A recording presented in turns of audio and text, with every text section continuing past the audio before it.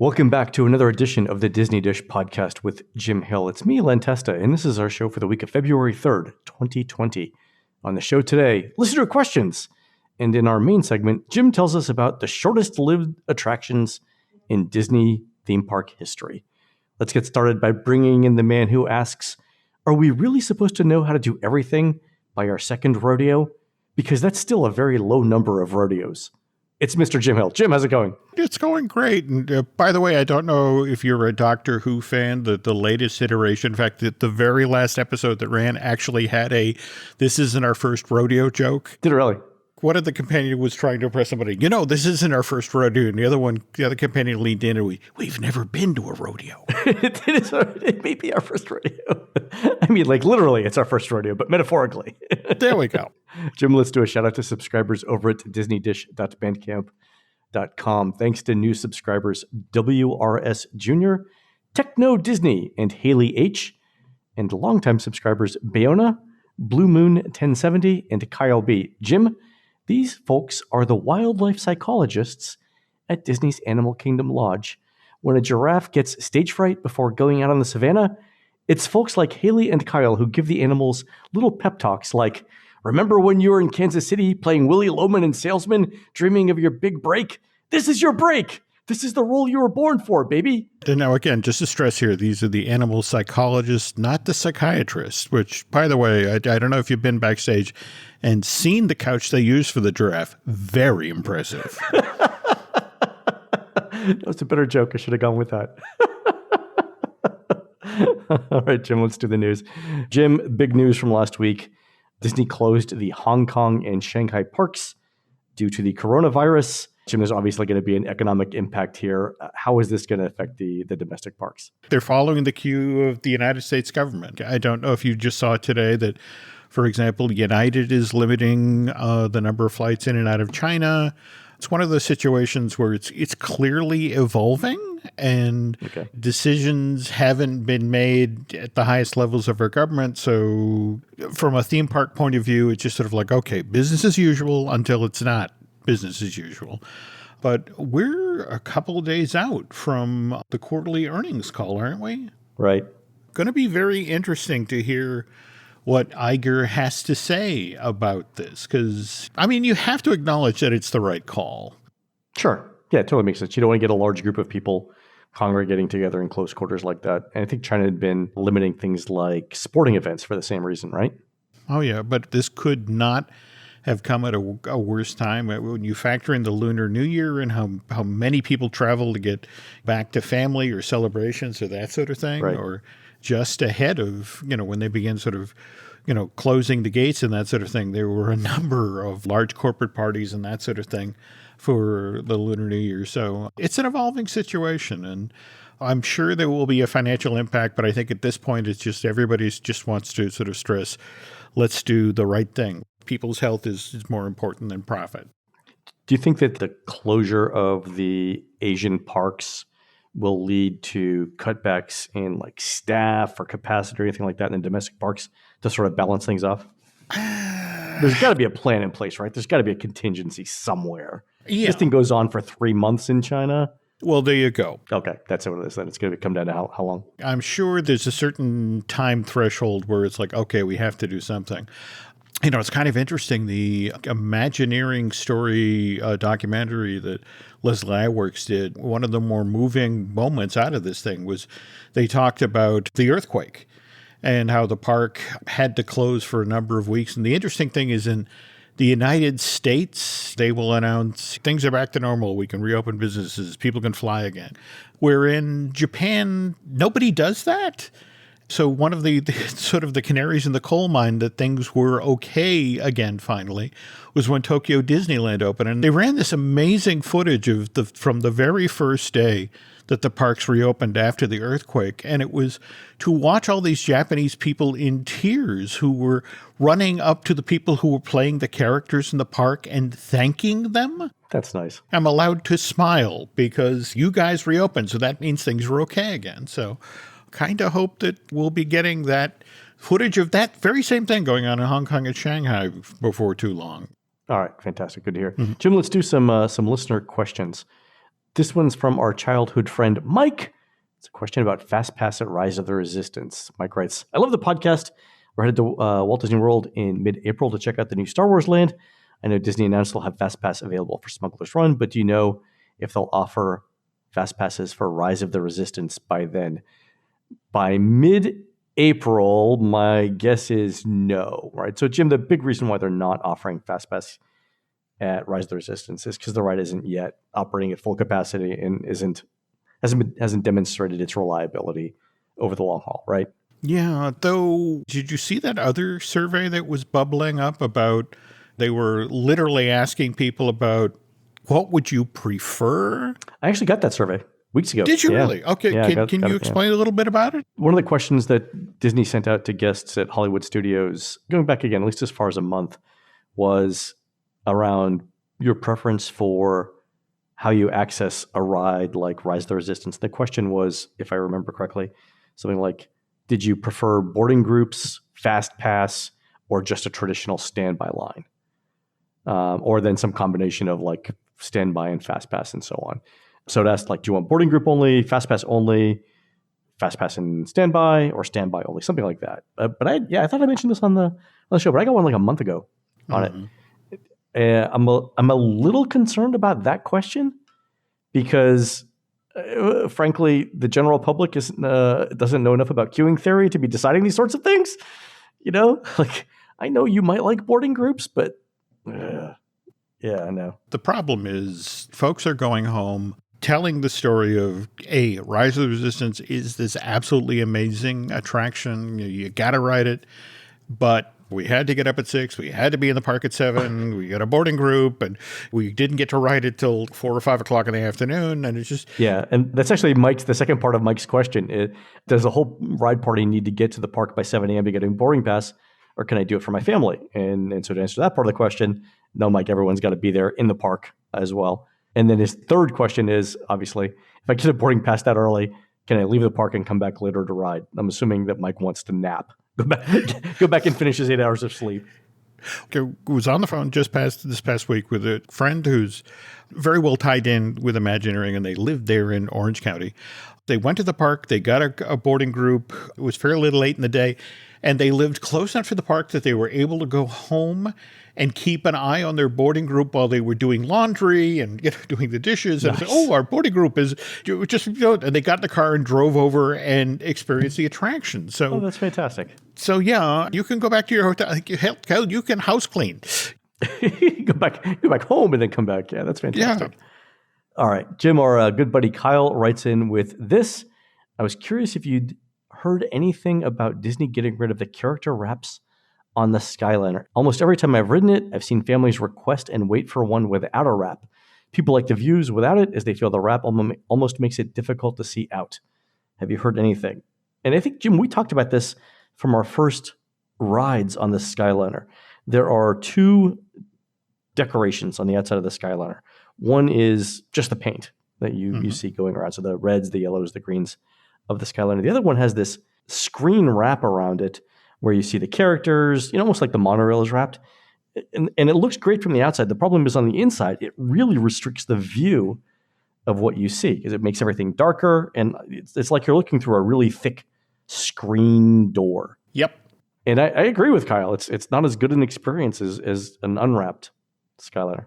Yes, this is an operation issue. On the other hand, if you remember the retail program that was created along with the Skyliner, where you can buy certain miniature versions of a Skyline cab with Mickey and Minnie or the Hitchhiking Ghost or that sort of thing, there were certain promises made to certain folks in other divisions of the company about if you make us T-shirts, if you make us Christmas ornaments, and we will make those available to the tens of millions of people who ride this thing every year. And that's going to have to run its course. Oh, all right. They are already sort of kicking the tires in regard to expansion. And I guess one of the things that's on the table is, well, do we continue this character art program, or with the newer lines do we not do this? Because they were trying to sell a fun experience, and they thought you're riding with your favorite characters and not anticipating that people want the views. Well, that's it exactly. And in fact, remember that the conceit was that this was going to be Disney's version of the cable cars from San Francisco, the sort of thing that you had to ride over the course of your vacation. And it's just like the whole notion of, they're really not interested in riding the characters. They want to see the views. So it's like, okay, as we order new cars, as we bring older cars off the line, we'll keep that in mind. So this problem will solve itself, sadly, in 3 to 5 years. But if you want the character-free car, cast members seem to be very accommodating. Right. Wish I had better news there for Kyle, but okay. So let me follow up on this question. Then you mentioned that the views are one of the things that people like about the Skyliner, and I agree. Mm-hmm. Do you think then, as they're planning out new routes, they'll take into consideration the things that you're going to see along the way? Let's say that they wanted to expand the Skyliner to go west of Hollywood Studios, which would be Coronado Springs, the All-Star Resorts, Animal Kingdom Park and Lodge, right? Mm-hmm. If they did that, they've got a couple of choices. One choice is there's relatively wide swaths of trees and forest that they could pass through to go directly from the studios to the Animal Kingdom Lodge. And you would only go over like the parking lot of Animal Kingdom, which I think there'd probably be a stop. But do you think that they would route that line through Coronado Springs just so you could fly over Coronado Springs? Because the view is better? Actually, there's two issues here. One, of course, is given what happened during the first week or so of operation when the line went down, the shorter the line, the easier it is to deal with that sort of thing. So, yes, there was always a plan to stop at the Coronado. In fact, it's at the edge of the Coronado parking lot in such a way that they would then build a bridge similar to the ones they have at Disney Springs that would allow guests to get access to Blizzard Beach and the miniature golf course. And then from there, they would continue on to Animal Kingdom Lodge and Kidani Village. And they would go through the parking lot of Animal Kingdom, I guess? Would that be your... Well, there's actually... You can't go directly from Coronado Springs to Animal Kingdom Lodge because you would actually pass over Discovery Island. Well, the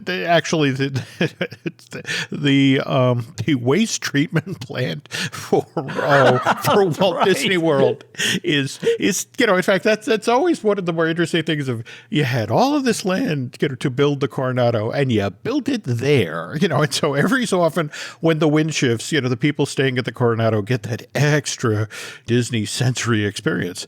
So yeah, they don't necessarily want that view. Right. Okay. All right. So yes, they would sort of skirt around the park, so to speak. But again, the idea is they want folks to have a wonderful view of Blizzard Beach. They're proud of obviously their new tower at the Coronado. But yeah, at the same time, you don't want people dangling out over the savannah. I was thinking of how they do the bird program at Discovery Island. On Discovery Island a couple times a day, if they could release the birds, the macaws, as a Skyliner gondola is going right above it, you could sort of reach out and grab the birds, but probably not a good idea.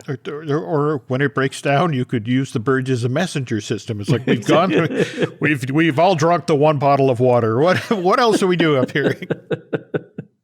All right, Jim. Next listener question is actually a survey that our friend Aaron from our West Coast crew got, and this was after a visit to Disney California Adventure. Had a really interesting question I wanted to get your take on, Jim. The question was this: would you say that Guardians of the Galaxy Mission Breakout was too scary, about the right amount of scary, or not scary enough? Why is Disney asking that question, Jim? And that's the only. I followed up with Aaron. That was the only thrill ride that he visited for which that question was asked. We have Cosmic Rewind, which is being finaled, so to speak. Tracks in place and that sort of thing, but they are sort of locking in the boards because they're going to have to start shooting with the live action members of the cast to do the footage and the inserts and all that. And there is the special After Dark edition of Mission Breakout that they do at California Adventure over Halloween time. And that one is deliberately, they sort of dialed up the scares. They made it that much edgier. And they're trying to sort of zero out ahead of locking Cosmic Rewind. It's like, what do people actually expect from a Guardians of the Galaxy attraction? Because this is for Epcot. This is the more educational park, more family friendly. And it's like, are people okay with what we've done with Mission Breakout? And if they are, then we can go with that level of scare for Cosmic Rewind. Or if we get, significant response of not scary enough, maybe we can look at what we did with the After Hours Halloween edition. So kind of fine-tuning out ahead of the big marquee attraction we're going to get for Future World. And geez, we are, 15 months now out? Yep. Yeah. I thought it was going to be for the new Guardians ride too at Epcot. That's where that was my suspicion, but it's good to hear that it's confirmed. Yep. All right, Jim, speaking of surveys, our sister from another Mr. Tanya sent in screen caps of a Disney survey she got. And Jim, I've never seen these questions before, so I wanted to get your take on them. Mm-hmm. So there are 3 sets of questions. The first one was, among your immediate traveling party, how many different rooms or suites did you use? And it says here, count multiple room suites or villas as one hotel room. Why do they want to know how many rooms you had? The 50th anniversary is looming. They're trying to get a sense of when it comes to a Walt Disney World vacation today and the fact that so many families are like, we're going to Disney. Do you want to come to Disney with us? But dear God, we're not staying in the same room. You can look at when a family links its magic bands or that sort of thing. You get a sense of what the group is, but you don't necessarily have that information at the hotel end. Right. Oh, got it. Okay, so if you're a traveling party of 6, yep, you want to know whether everybody stayed in the same hotel. And they wouldn't necessarily know that from magic bands. Mm-hmm. Would they? I was wondering if they were going to possibly use that for marketing to people who they know would book more than one hotel room. Like, for example, when Laurel and I travel with Hannah and her friend, Natalie, who goes on all the trips with us, ever since they were old enough to be on their own, we put them in their own hotel room because they're so sloppy, right? The kids, you know how messy kids are. I don't want to see that. And they, they sleep until noon, and we, I don't want them to bother me when they're up all night, and I don't want to bother them when I'm up, at 5 o'clock in the morning. So 2 separate hotel rooms are the way to go there. You think that Disney would do special offers to people who they know would be traveling and getting multiple hotel rooms? I'll bet that's got to be part of it. Yeah. With the 50th looming, and so many families thinking, well, this is the year. We have to do it. Right, yeah. And just getting a sense of, okay, how big a market segment is that? And how do we plan for that? So just sort of gathering info and chugging away at it. These next 2 questions were super interesting to me. Mm-hmm. And again, I've never seen these before. The first question is, you indicated that you visited each of the 2 parks below on a specific day that Tanya was on her trip. Please indicate the order in which you visited these parks on that day. So Magic Kingdom and Disney Springs were the 2 that Tanya visited on a specific day. And she had to rate them, first and second, the one that she did first and second. The follow-up question was all around your transportation between those destinations. So she indicated that she was at the Magic Kingdom first. The first question was, how did you get to the Magic Kingdom? Was it monorail from a Disney resort? Was it a Disney bus? Was it a non-Disney bus to the TTC? A watercraft or boat, a minivan, a personal or rental car to the TTC, a taxi, a non-Disney rideshare, or did you get dropped off by friends? And then there's another follow-up. When she left the Magic Kingdom and went to the Disney Springs, the exact same question. How did you do that? So, Jim, why do they want to know your transportation mode to and from intra-Disney World destinations? If you're allotting your transportation budget going forward, and face it. All right, so let me preface this because I think I know where you're going here. First, they already know how many people are riding each of these things, right? They already know how many people are on the monorail. They already know how many people are on the buses, right? They can get all that information, right? They can count how many people are on the boats.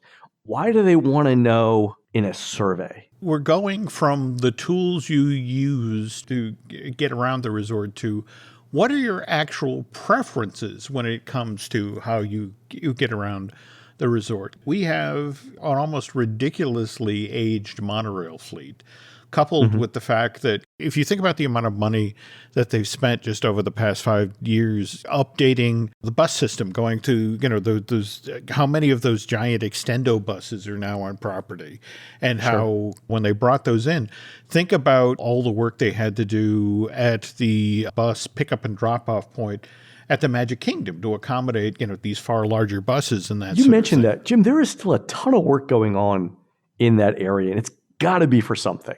I don't know what it is. See what you can find out. Okay. I will nose around, but this is a company that clearly has spent a good chunk of change on the Skyliner. But again, that's the San Francisco trolley car. That's the thing you have to ride because it's part of your vacation. On the other hand, it's people still think of Walt Disney World as, ooh, that's the place I get to ride the monorail. So what's your preference? And then to be able to take that info and to bring it to the board of directors of Disney, particularly with your parks and resort, and say, this is what they want. Maybe it's time we actually put a little money back into that system, brought it up to date. Right. I think, by the way, the transportation group has been doing just a bang-up job over at Disney World for the last couple of years. Everything from the bus service to the Skyliner, fantastic ideas. But Jim, I think my thought when I saw this question was that they were trying to attach transportation use to other demographic information. So I said, at the beginning of the question, I was like, Disney can count how many people are getting on the monorail or how many people are getting on the ferry to go to the Magic Kingdom, but they don't know the incomes. Ooh, that's good. That's good. Of those people, right? And when you look at this list and see non-Disney rideshare, Uber or Lyft, or for that matter, that's where I was going, or Disney minivan, the whole notion Yeah. that for a whole group of folks who Uber everywhere in the real world, the fact that that's what their muscle memory is. I want to get to some place on Disney property. I Uber, I Lyft. That is interesting. That's what I thought. My thought was that they were trying to figure out what transportation method is most used by which income groups so that they could then market that transportation option to whatever group that they were targeting.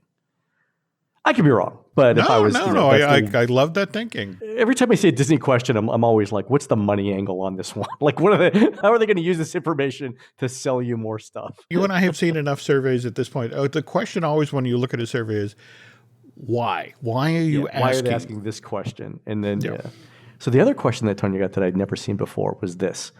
So she had mentioned that she had made some number of previous trips to Walt Disney World. And so they asked the specific question, of the N trips that you'd made to Walt Disney World prior to your most recent one, in what year did the 5 most recent trips take place? So the first one was like year of trip prior to your most recent trip, select a year. And then the trip before that, what year was it? Then the trip before that, and so on, all the way down for the last 5 trips that Tonya had taken. And then the follow-up question on that was, how many times have you ever visited or experienced each of the following things? Adventures by Disney Tour, Shanghai Disney, Tokyo Disney, Disneyland, a non-Disney multi-day cruise vacation, Disneyland Paris, and so on. If you combine those 2 questions, they're trying to figure out how often you're willing to do a Disney vacation and then where. Yeah. And if we look at the previous question, she actually falls into the pattern that Disney's own research, it's what she'd previously been to Disney World in 2019, and the year before that, or the trip before that, it was 2016. So again, that 3.5 and then 2013 before that. So yeah. So it's one of these things where the math holds out for the fact that we get them back every 3.5 years. And so, the whole notion of that's how we should continue to build a major attraction, debuting in each of the parks within that window. It refreshes on hotels and the things like Disney Springs and that thereabouts. But what else have you sampled? Have you been to Disneyland? And the notion of a non-Disney multi-day cruise vacation. Right. Well, so what they're trying to figure out is, like, of the high ticket vacations, high dollar vacations that you've taken, let's say that you've done 6 non-Disney multi-cruise vacations, you've done, trips to Europe, and then you've done the Disney stuff. What they're going to do is they're going to take the total number of those high dollar vacations that you had, divided by the number of Disney divide the number of Disney things by that, right? So if you said, I've taken 20 high dollar trips, and of those 25 of them have been Disney, Disney's going to look at that and say, we're only capturing 25% of the high spend vacation market here. We could do way better than that, right? No, I agree. Yeah. That's what I'm thinking. Anyways, thanks to Tanya for sending that in. Again, never seen those questions before. Super interesting. Jim, we're going to close out this segment with a shout out to our "We'll Give a Kidney to Him" friend, Steve, who realized a lifelong dream yesterday at Disney's Hollywood Studios. And Steve writes in and says, I've been looking forward to February 2nd, 2020, since the first time I went to the Sci-Fi Drive-In back in the early 1990s. And Steve sent in an image from a movie clip ad that plays at Sci-Fi. And Jim, I think we've all seen this clip. It's one of those little ads that goes between the movie trailers. And in this one, it's a cartoon of somebody going from the Earth, getting on a rocket ship and going to Mars. And there's a gentleman holding out in his hand towards the screen a ticket to board the trip to Mars. And it says, good for one round trip to Mars. Blast off February 2nd, 2020 at 1 p.m. Non-transferable. And Steve, to his credit, actually went to the Sci-Fi Drive-In, dine-in, and was sitting there at 1 o'clock when it happened. He said he'd been looking forward to it since he was a kid in the 90s. So 20 some years. Wow, that's cool. That's fantastic. Congratulations to you, Stephen. Thanks for sending that in. All right, folks, we're going to take a quick commercial break. When Jim comes back, we're going to talk about the shortest lived attractions in Walt Disney theme park history. This episode is brought to you by Marqeta. When it comes to your payments provider, you can't afford to compromise. Marqeta's modern payment solutions flex with your business without the trade-offs. Stable and agile, secure and innovative, scalable and configurable. If they say you can't have it all, don't believe them. Your business demands more. Choose a payments provider that delivers more. Choose Marqeta. Visit marqeta.com/Spotify to learn more. Breathe deep. Imagine your legs more limber in Duluth Trading Double Flex Denim. Envision euphorically squatting for that can of suds, bending for your toolbox in a state of bliss, lunging for your laser level on a whole new level. Relax and allow the flex to fill you with ability. Find your inner flex in Double Flex Denim only at Duluth Trading. There are, I would say, classic attractions that have been around for a very long time. The Jungle Cruise in Disneyland has been around since 55. Right? Haunted Mansion, been around since the late 60s. These are attractions that have endured for generations because they're classics and they appeal to a wide range of people. And they're part of our collective conscious now. And then, Jim, there are things that have the lifespan of a fruit fly. The shelf life of a sesame bagel, as someone once said. Let's talk about those, Jim, because they might be more interesting in the short term anyway. All right, so we had to pick for this show the shortest lived attractions at Disney theme parks. And obviously there's a bunch of different criteria we could use for this. What are some of the ground rules that you used? Let's be clear here. We are not talking about shows that were deliberately designed for short runs. There are attractions that were short-lived because they had mechanical or design issues, not necessarily because they weren't popular with guests. Right. We had, for example, the Tomorrowland boats, the Phantom boats. In Disneyland. Oh, that was an opening day attraction. Yes, they were. The way Bob Gurr explained it to me, though, that they looked great, but the problem was the way they were designed didn't allow for proper airflow over the engines, and so they would either overheat or stall out. And then some poor Disney cast member and waiters would have to, wander out into the lagoon and drag you back to shore. That one only runs for 13 months before they shut it down. And they actually put up a sign that said opening on June 2nd, 1956, that they were going to bring a replacement attraction, and that was the Florida Everglades Airboat. During a day when the park was traditionally closed in the spring.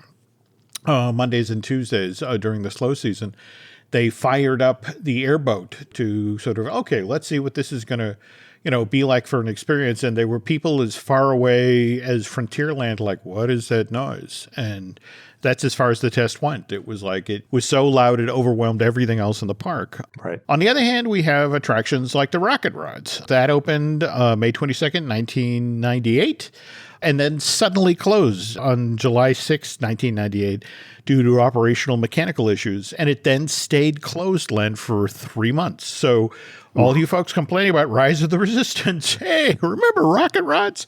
It finally reopened that fall and then suddenly closed October 25th, 2000. Disney announced at that point that it would be reopening after significant work in the spring of 2001. But by April 28th of 2001, both the Los Angeles Times and the Orange County Register were reporting that the Rocket Rods would never reopen at Disneyland. Never. Never. Because the budget for Tomorrowland 1998 had been significantly cut, they weren't able to bank the track. And remember, the People Mover used to move along its mile-plus track at a very leisurely pace. It took 16 minutes from when it was dispatched to when it got back. The Rocket Rod cars did that entire route in 3 minutes, Len. And what ended up happening was that the People Mover track just wasn't designed for this. And what they were finding is that because the track wasn't banked, the supports were basically being shaken out of position. And, the fear was that someday a Rocket Rod was going to come around the track and basically take the track down. So it closed, never reopened, and that track has been standing in place ever since. And then, there's things like Luigi's Flying Tires, soft open spring of 2012, officially opened to the public in June 15th of that same year, and then closes 30 months later, February of 2015. And did you ever get to experience that when it was running, Len? Or? Yes, once. Okay. And I wasn't going to wait for it after that. Luigi's Flying Tires gets replaced by Luigi's Rollicking Roadsters in May of 2016. Some shows are short-lived because they occupy real estate that suddenly becomes very, very valuable. The Viewliner for Disneyland, billed as the world's fastest miniature train, opens in June of 57. It closes in September of 58, largely because where it's been built is they need this land for Matterhorn Mountain. They need it for the lagoon for the subs. And even though people to this day talk about how much they enjoyed riding on the thing, it only runs for 15 months. I don't know if I've seen this attraction. It's a train, but it's if you've seen the sleek trains from the 1950s, this is it in miniature. And Walt used to love to run this thing around the park. But again, in the end, it was more valuable to get the Matterhorn and the subs going, so he shut it down. How is it different than the railroad? If you call up images of Disneyland Viewliner, you'll immediately see how different it is from the steam train that went around the outside of the park. It looks vastly different, but in terms of the route, did it go somewhere different than? Nope. It was a separate track from the Walt Disney World. Separate track. There was this one piece of the layout that would run parallel to the steam train. In fact, they tried to time it in such a way that I think it's every 4 and 5 times that, and again, they had 2 different Viewliners that they were dispatching at different times, Len. But for every 4th or 5th train they launched, they would run in tandem with the steam train. And that it's just this wonderful series of photographs that, people would stand there, for the better part of an hour waiting for that moment where they'd sync up and you could get the past and the future moving in parallel. It was pretty cool. Nice. Walt had things he loved that he knew. In the end, it's like, okay, that didn't work. I mean, the Mickey Mouse Club Circus. Oh, we've talked about this, yeah. Yeah, I mean, Walt spared no expense. $350,000 to mount, 2 70-minute long productions each day.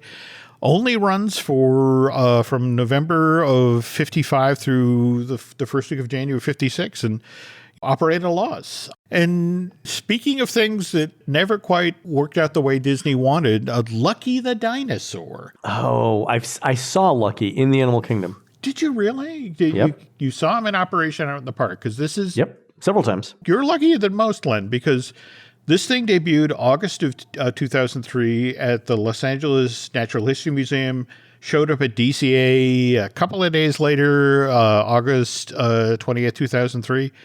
He was very impressive when he worked properly, which was a lot rarer than WI liked.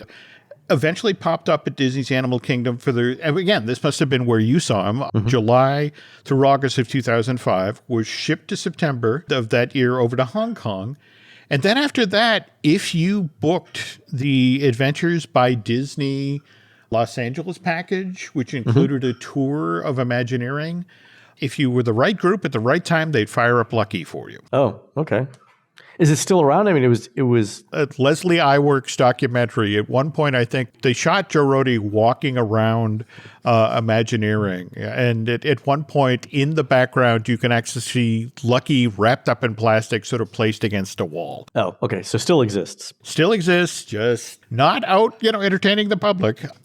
And then we have shows that we thought were short-lived, which weren't necessarily as short-lived as we thought. I mean, for example, Habit Heroes. Habit Heroes. Yeah. Interventions. Our friend Chris Eliopoulos, I believe, did some of the artwork for this. Did he really? Wow. I think he did, yeah. Okay. This was the show that was sponsored by Florida Blue Cross. It originally soft opens in February of 2012. And Disney got this sort of tsunami of bad press because there was at least one villain in this thing that was very obese, and Disney started to get hammered on to the effect of you're fat shaming. Fat shaming, that's right. I was trying to figure out what it was. I couldn't remember. So they shut down the show. They significantly retool.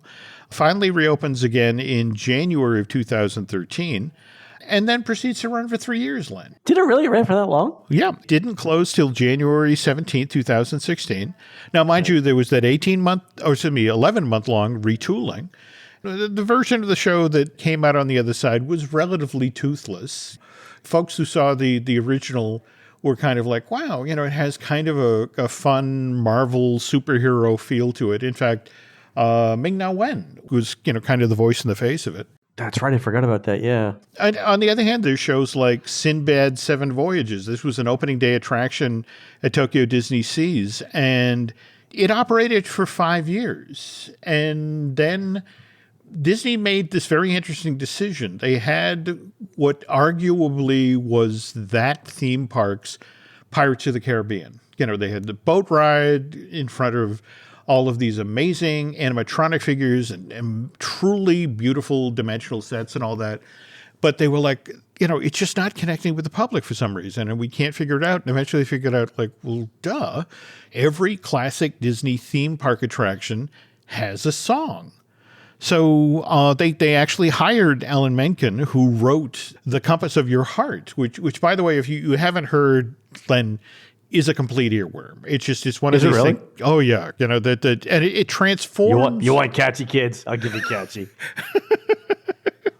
And the attraction with this new theme song reopens in March of 2007 and finally becomes the hit that Disney had wanted all along. But it's worth it just to go on YouTube and watch the original Sinbad Seven Voyages and then queue up Sinbad's Storybook Voyages. That's what the retooled, version of the attraction. And just some of the changes are huge. Some of them are subtle. One of the other things they did in addition to The Compass of Your Heart is they gave Sinbad a cute little tiger cub companion who pops up all over the attraction. And that, it's not a cub, Jim. It's called the Child, I believe. Oh, my mistake. There we go. And then we have our attractions that are short-lived because they're a bad fit for a particular theme park. And I wonder how many of our listeners actually ever got to see the Goosebumps Horrorland Fright Show and Funhouse. Didn't even hear. What park was it in? I don't even know what that is. It was in Disney's Hollywood Studios. It was... What? Yep. I'm Googling half this stuff as you're bringing it up, Jim, because I don't remember it. Okay. It was located on the streets of America, ran from October of 1997 through November of 1998, obviously based on the R.L. Stein books. And it was just one of these things where on paper, it's like kids love these things. And this is a park that really needs more kids stuff. So let's put it in. And, you could get your picture taken with, Slappy, the terrifying ventriloquist doll. One of these things where on paper, it was like, ooh, that should work. And it clearly didn't. And within 13 months' time, it's gone. Wow. There are times when an attraction is short-lived because it's really not the way the guests wanted to experience a particular franchise or IP, which brings us to The Legend of Jack Sparrow. Okay, I did see this. I didn't think this was that bad. If you're somebody like you and I, when we went to go see The Legend of Jack Sparrow, it was hard not to be impressed by the use of the Musian appearance of literally Johnny Depp as Jack Sparrow. Right, the effects were yeah, you and I saw this together. Yeah, and the use of projection technology was stunning, but it was Jack Sparrow, it was pirates skewed more toward a kiddie attraction. I mean, for example, you had to frighten away like skeletons by stomping your feet, or right. It was Jack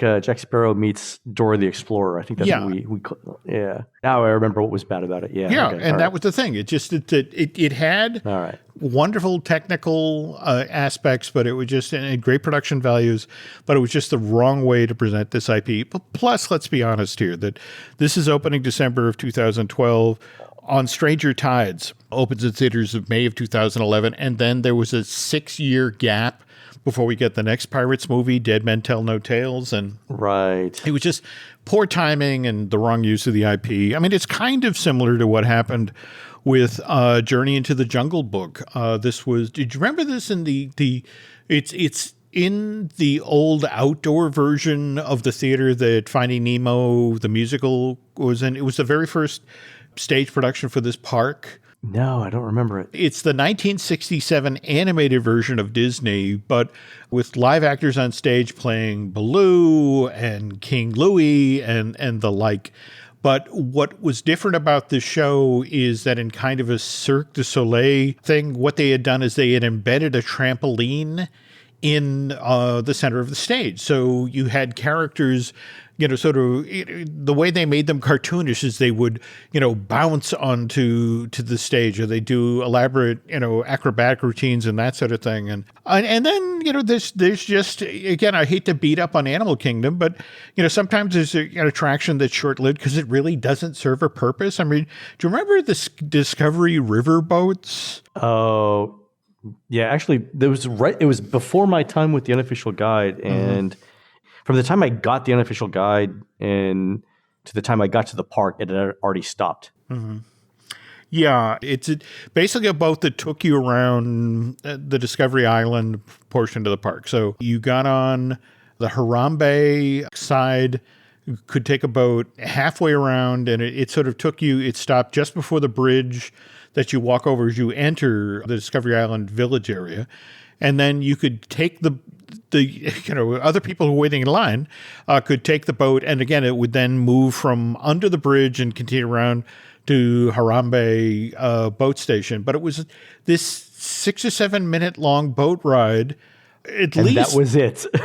That's all it did. They tried. I mean, for example, if you made the Harambe to the village side just before the bridge, you did over by Dinoland USA get to see a animatronic of the Eldara from the Disney's dinosaur from '99, sort of down by the waterfront. If, on the other hand, you took the under the bridge over to Harambe side, you passed what was going to be the construction site of Beastly Kingdom. And there was that sort of gout of fire that came out of a cave that was supposed to suggest that this is where this fire-breathing dragon lived. But I think you and I have talked in the past about how the stuff that they used to decorate the outside of the cave to designate that their fire-breathing dragon lives here. And there was all of this melted armor and armor, that had been sort of run through with lances and decorated outside of the cave. It only made it for the cast member previews. Everyone decided, wow, that's too gruesome and dark, and they pulled it down. But it's a boat ride with nothing to look at. And they kept bringing it back. It was, I think, the last iteration for the final summer, they changed it to the Radio Disney Cruise. And you basically rode on the boat listening to this loop tape that was advertising Radio Disney. And what they did is they had a cast member who had like a Tupperware container with like, this is a horned toad. Would you like to touch the horned toad? It's like, no, I'm good. Don't need to be on a boat for that. Yeah. So anyway, so that closes August 21st, 1999. So in operation for just 16 months. And then finally, Len, we get to the attraction that was short-lived because it was just bad. And that is, of course, the infamous Superstar Limo, which opened at Disney's California Adventure on January 11th, 2001, along with the rest of the park, and closed for good February 2021. Or, excuse me, 2002. In operation for a total of 13? Yeah, 13 months. 13 months, barely.